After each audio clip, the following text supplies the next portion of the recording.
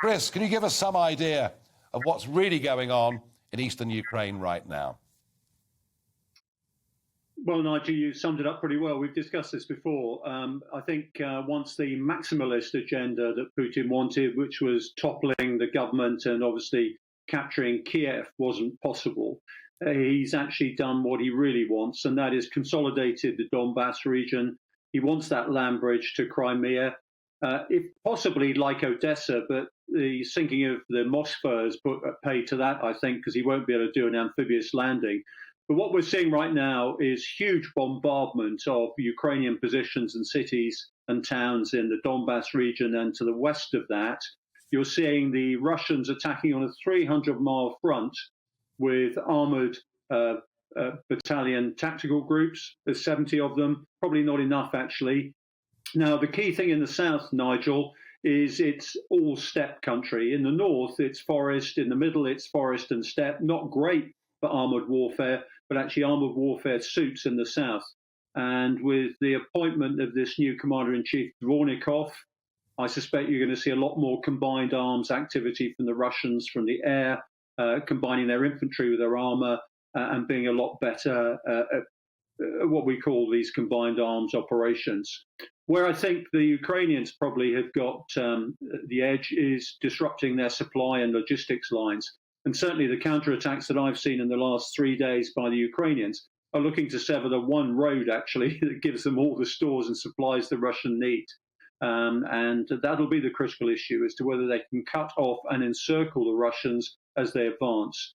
Meanwhile, I'm afraid the cities of Ukraine are taking a huge pounding from Russian missile, artillery, and other strikes. Bizarrely, Odessa isn't being hit.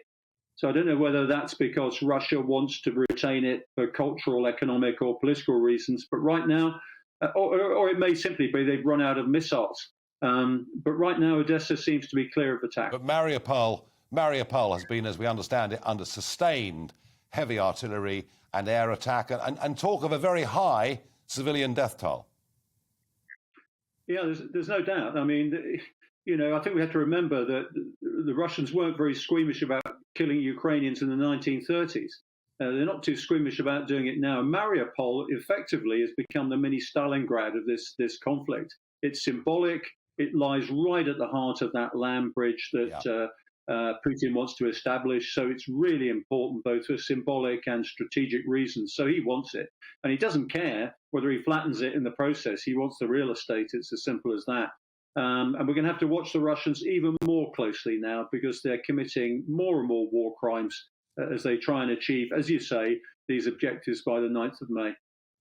Assuming that this war remains conventional, and it sort of sounds to me like it's 1945 style warfare, the first time we've seen it since then in Europe, but assuming it does stay conventional, have the Ukrainians, in your view, a difficult question I know, but have the Ukrainians, in your view, got sufficient kit, equipment, manpower and will to resist? Nigel, I've got no doubt they've got the will. I think it's been an example to all of us as to how to resist aggression and tyranny, to tell you the truth. We've got to keep supplying the Ukrainians with enough kit to at least hold the Russians within their current positions. I think Putin will seek to freeze the conflict. He may even absorb what he's captured into Mother Russia after the 9th of May. That's a different problem, recapturing territory. Right now, Ukraine has to hold its own. It has to be able to stand up as a credible, independent country. And certainly enforcing Putin into a frozen peace, they can do that. But the real problem we've got is they're running out of artillery ammunition, and they have 152 millimeter. We have 155 millimeter. It may not sound much to a non-specialist, but you just can't fit that sort of ammunition in the guns and things like that. But, the Ukrainians are producing their own ammunition. They're producing their own munitions. The 2 Ukrainian-built missiles hit the Moskva. They're doing all right. We just got to keep them going, let them know they're not going to be abandoned. That's the main thing. And I'm afraid to say the pusillanimous statement by the German Chancellor just now, absolutely dreadful. Yeah, well, what do we expect? Welcome to the GB News YouTube channel. You can watch us live 24 hours a day, catch up on your favourite shows and join in the conversation in the comments below. Don't forget to subscribe and you'll never miss any of our exclusive content.